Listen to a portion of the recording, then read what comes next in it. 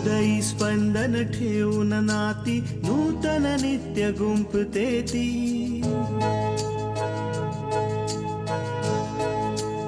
हो हृदयी स्पंदन ठेवून नाती नूतन नित्य गुंफते ती.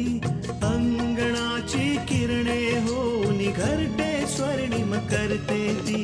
स्मित फुलवून अधरांवरती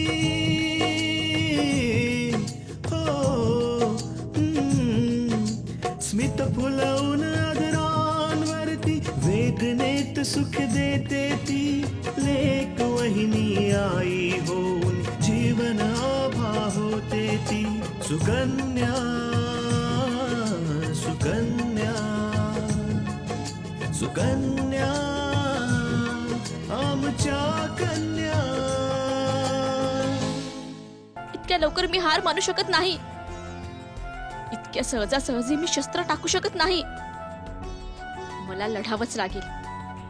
मी अपूर्वाला मिळवण्यासाठी तृष्णाशी कोणत्याही परिस्थितीमध्ये लढेल. खरं सांगायचं तर आई, मला कधी कधी बिंदियासाठी खूप वाईट वाटतं. माहित नाही तिच्या डोक्यात हे कसं आलंय की अपूर्व तिच्याशी लग्न करू शकतात. तुला अनिलला उत्तर द्यायची काही गरज नाहीये. आणि तसंही तू त्याला धडा शिकवलेलाच आहेस. त्याच्या इच्छेविरुद्ध आपण हे टेंडर मिळवलंय. तुला तर माहितीये की अनिल आता बिथरलाय. मग अशा अवस्थेत माणूस काहीही बोलून जातो.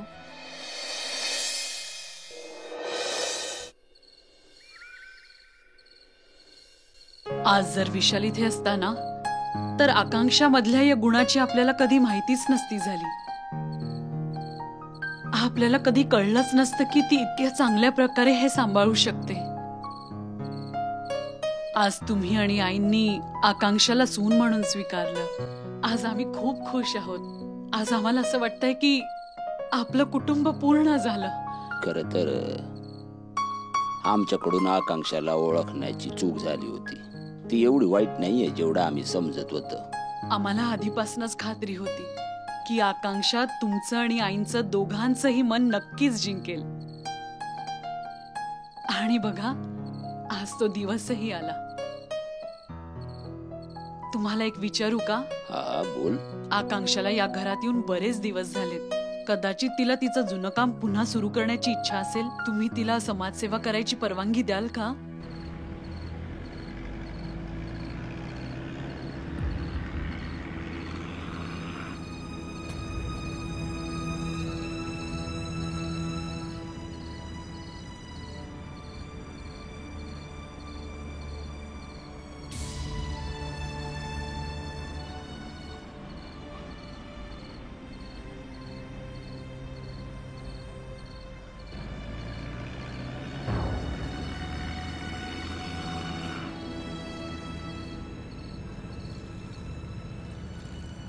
शकुंतला, आकांक्षाला आपली सून म्हणून स्वीकारणं आणि तिला समाजसेवा करण्यासाठी परवानगी देणं या दोन्ही वेगळ्या गोष्टी आहेत. आज आकांक्षाने अशा वेळी आम्हाला मदत केली जेव्हा आम्ही अगदी एकटे पडलो होतो.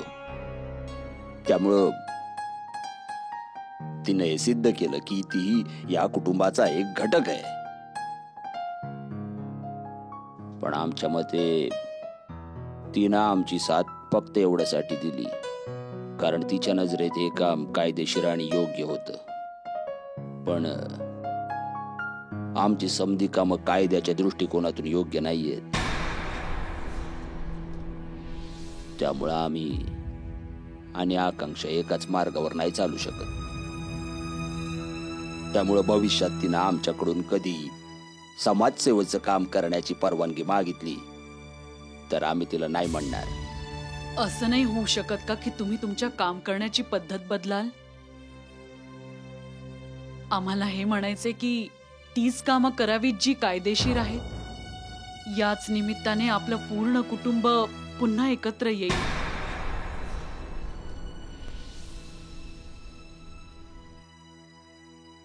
नाही शकुंतला, असं नाही होऊ शकत. आम्ही या मार्गावर एवढे पुढे गेलोय की आता परत मागे येणं कठीण आहे. आणि खरं सांगावं तर आम्हाला या खेळात आता गंमत यायला लागले. आम्ही तर तुम्हाला फक्त विनंती करू शकतो ऐकणं न ऐकणं तुमच्यावर आहे. नाही शकुंतला, आम्ही आमचा निर्णय ऐकवलाय.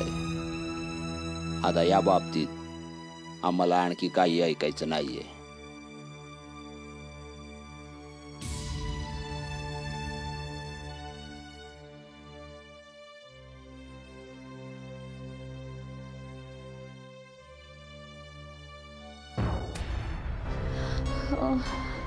या डोकेदुखीचा त्रास होतोय मला. कोणाला काहीच काळजी नाहीये माझी. हे देवा.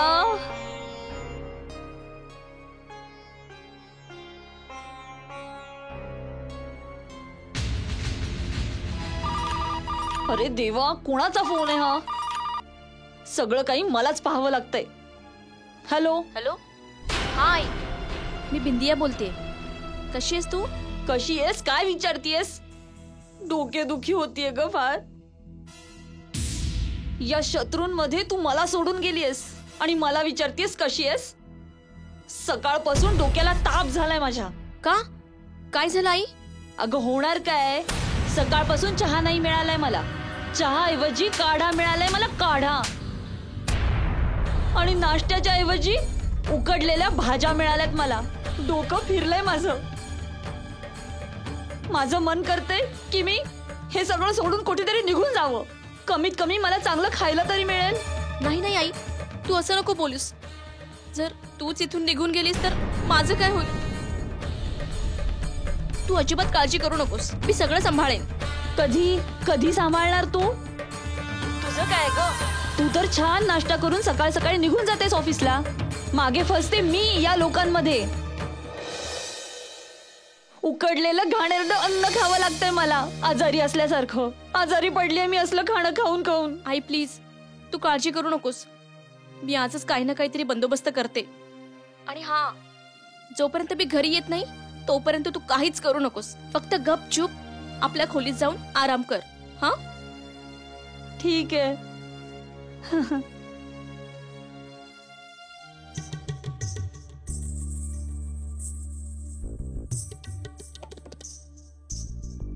काकू, हे बघा, मी तुमच्यासाठी चहा घेऊन आले.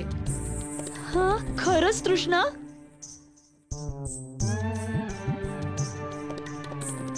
तू खरंच खूप चांगली आहेस. आणि तुला माहितीये, मला याची गरज होती आता. मी किचन मध्ये जाणारच होती आता बनवण्याकरता. तृष्णा, पाच पाच काकूंना चहा पाच. घ्या ना काकू, दे ना.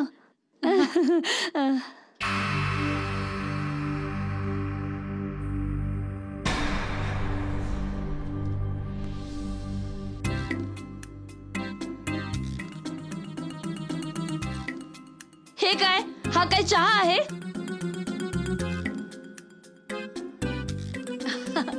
काकू, हा काढा आहे तुमच्या तब्येतीसाठी. याने तुमची तब्येत खूप छान होईल. तुझं ना डोकं खराब झालंय. हा काय चहा आहे? नाही प्यायचाय मला हा चहा. मला माझा साधा चहा हवाय, समजलीस? उमा, तुझी तब्येत ठीक नाहीये म्हणून तुला असा चहा प्यावा लागेल. हा, चल पी. कल्याणी, मला चांगलंच माहितीये तू हे सगळं का करतीयस ते. तू मला आणि माझ्या मुलीला इतका त्रास का देतीयस? कारण हे घर सोडून आम्ही निघून जावं म्हणून.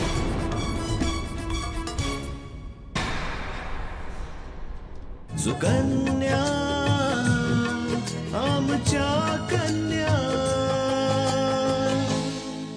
तू मला आणि माझ्या मुलीला इतका त्रास का देतीयस? कारण हे घर सोडून आम्ही निघून जावं म्हणून. पण आम्ही लोक इतक्या सहजतेने हार मानणारे नाही आहोत. आम्ही लोक घर सोडून नाही जाणार, समजलं? हे तर मला खूप आधीपासूनच माहिती होतं की तुम्ही दोघी इतक्या बेशरम आहात. इतक्या सहजासहजी तुम्ही इथून जाणार नाही. आणि जर इथे राहायचं असेल ना, तर जशी मी ठेवेन तसंच राहावं लागेल आणि हेच सगळं प्यावं लागेल, समजलीस? अच्छा, मी आत्ता अपूर्वाला फोन करून सांगते तुझे कारनामे. हो हो, सांग ना की काल तू बेशुद्ध होण्याचं जे नाटक केलं होतंस ते. सांग ना. अगं थांबलीस का? कर ना फोन. सांग सांग सांग, काल तुझे बेशुद्ध होण्याचं नाटक केलं होतंस ते.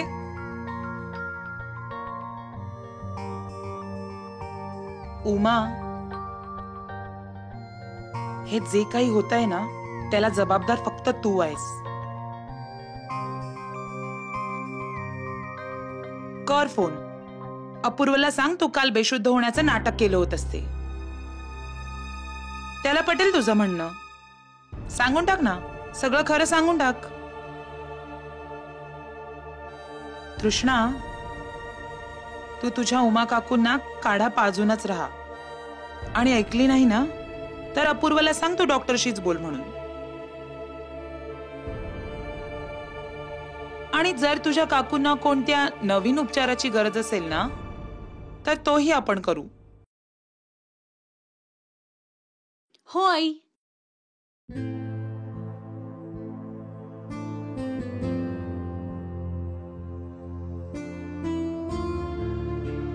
बघून घेईल नंतर मी हिला मोठी आली. चला काकू, तुम्ही पटकन आता हा स्पेशल काढा पिऊन घ्या. नाही पिणार, जे करायचे ते कर. नाही प्यायचा? ठीक आहे काकू, ठीक आहे. मी पण अपूर्वांना सांगून देते. हॅलो पितीये ना काकू? अजून तर मी अपूर्वांना काही सांगितलं नाहीये, पण हा, जर तुम्ही हा काढा नाही प्यायला तर मग प्या ना.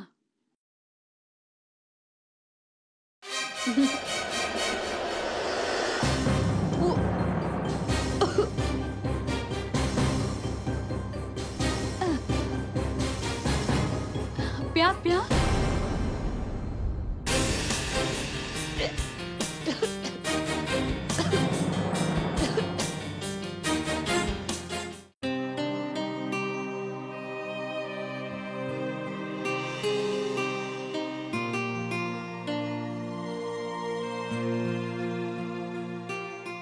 हे घ्या बाबा. राज, हे बघ आता ते टेंडर वगैरे काय झालंय. विशाल येताच आपण सगळी कामं सांभाळून घेऊ. त्यामुळं आमच्या मते तू आता त्या कामासाठी जायला हवं, जे काम आम्ही तुला सांगितलंय.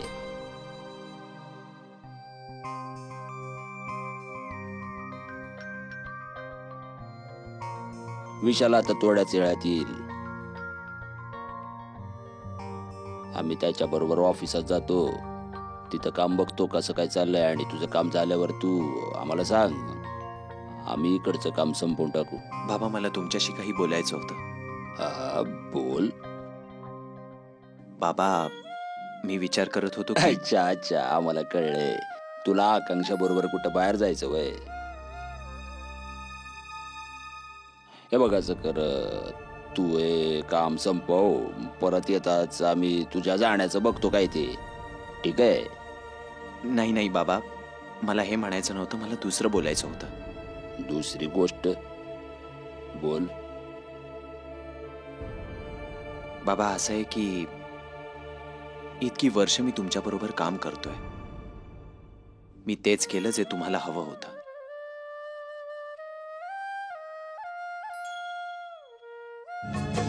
सुकन्या आमच्या कन्या. बाबा, असं आहे की इतकी वर्ष मी तुमच्या बरोबर काम करतोय. मी तेच केलं जे तुम्हाला हवं होतं. आणि आजवर मला असं कधीच वाटलं नाही की मी तुमच्याशी काही बोलावं, काही मागावं. पण बाबा, आज मला तुमच्याकडून काही हवंय. आणि मला पूर्ण विश्वास आहे की तुम्ही माझी ही मागणी नाकारणार नाही. राज, तुला जे काही बोलायचंय ते मनमोकळेपणानं बोल. आम्ही तुला शब्द देतो की तुझ्या बोलण्याचा आम्हाला बिलकुल वाईट नाही वाटणार.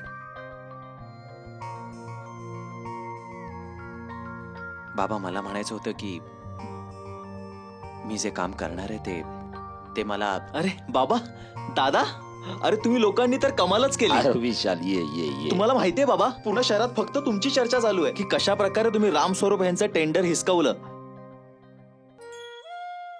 अरे हे आम्ही नाही, हे तर आकांक्षानं केलंय हो.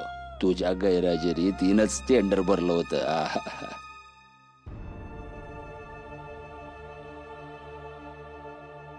अभिनंदन वहिनी, तुम्ही तर कमालच केली.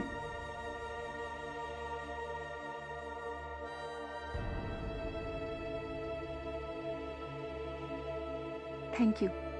वेलकम. विशाल तू जाऊन हात पाय धुवून घे, मग आपल्याला ऑफिसला पण जायचंय. ते टक्करचं काम पण पूर्ण करून टाकू. अहो नको, मी हातपाय नंतर धुतो. आधी आपण ऑफिसला जाऊया. मला ठक्कर साहेबांना एक इम्पॉर्टंट कुरिअर करायचंय, ते फार महत्वाचं आहे. विराज हो बाबा. आम्ही तुझ्याशी नंतर बोलतो, पण तुला जे काय बोलायचं ते अगदी मनमोकळेपणानं बोल. आम्ही तुला शब्द देतो की तुझं वाईट वाटून घेणार नाही. चल विशाल. हो बाबा.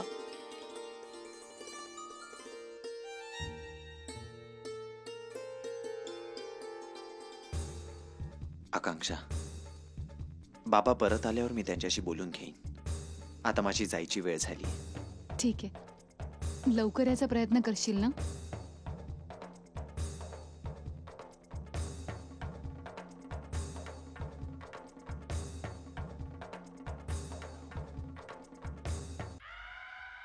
लाखन बस, माझं एक काम कर, मी तुला माला माल करेन. मी पण त्याच दिवसाची वाट बघतोय साहेब. विराजने माझा खूप मोठा अपमान केलाय. लग्नाच्या वेळी बाबांचा खूप अपमान झालाय. ते बेअब्रू झाले. टेंडरची गोष्ट ऐकताच माझ्या तळपायाची आग माझ्या मस्तकात जाते. विराजच्या डोळ्यातले अश्रूच माझ्या मनाला शांत करतील. फक्त अश्रूच नाही अनिल साहेब, पश्चातापाचे अश्रू रडणार आहे तू. तुम्ही काळजी नका करू, निश्चिंत राहा. बाकी सगळं मी बघतो. एक मिनिट. हॅलो. ठीक आहे, नजर ठेव आणि प्रत्येक वेळेची खबर मला देत जा.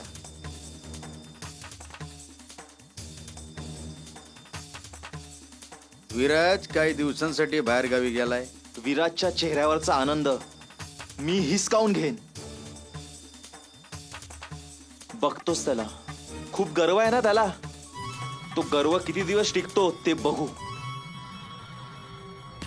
आपल्या माणसांना सांग की दीनानाथच्या घरावर नजर ठेवायला. आकांक्षा जेव्हाही घरातून एकटी निघेल, ती माहिती आपल्यापर्यंत पोहोचलीच पाहिजे. आणि आकांक्षाला विराजच्या जीवनातून कायमकरिता निघून जावं लागेल.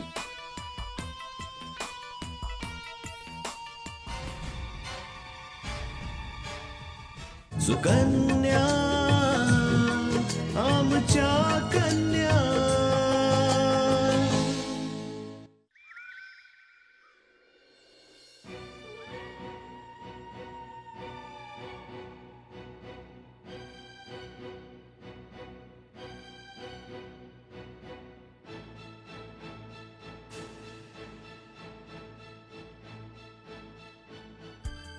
ते टेंडर आपल्याला मिळाले. तू खरं बोलतोयस?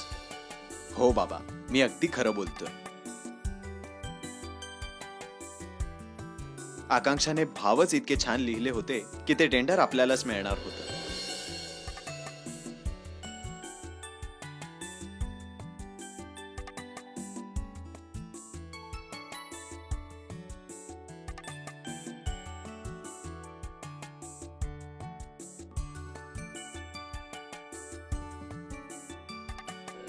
आज तू या घरची सुनबाई असल्याचं दाखवून दिलंय. आजपासून आम्ही तुला या घराची आणि आमची सून म्हणून स्वीकार करतो.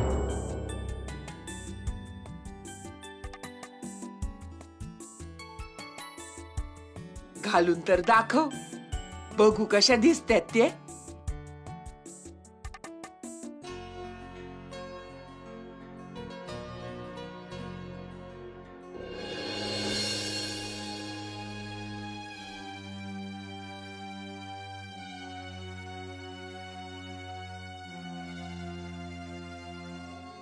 मला वाटत होतं विशाल घरी नाहीये तर टेंडर पास नाही होणार म्हणून यांना दाखवूनच दिलं असं की विशालचं काय महत्व आहे ते. पण नाही, आकांक्षाने नेहमीप्रमाणे सगळ्या मेहनतीवर पाणी फेरलं. हे कमीच होतं जे आजी सासूने तिला बांगड्या भेट म्हणून दिल्या.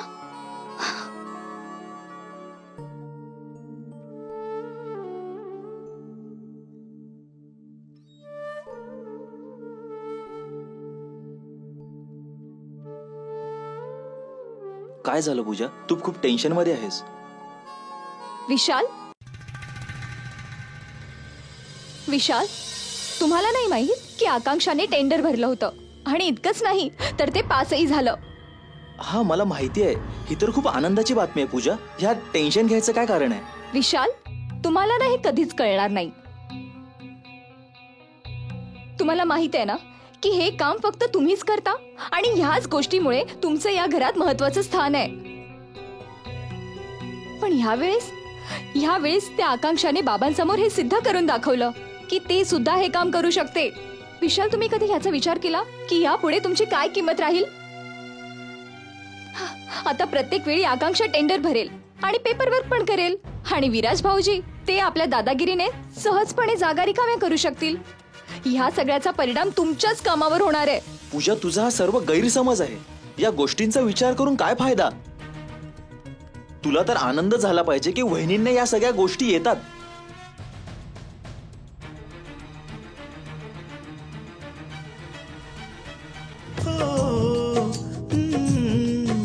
स्मित फुलवून आदरांवरती वेदनेत सुख देते ती लेक वहिनी आई होऊन जीवन आभा होते ती. सुकन्या सुकन्या सुकन्या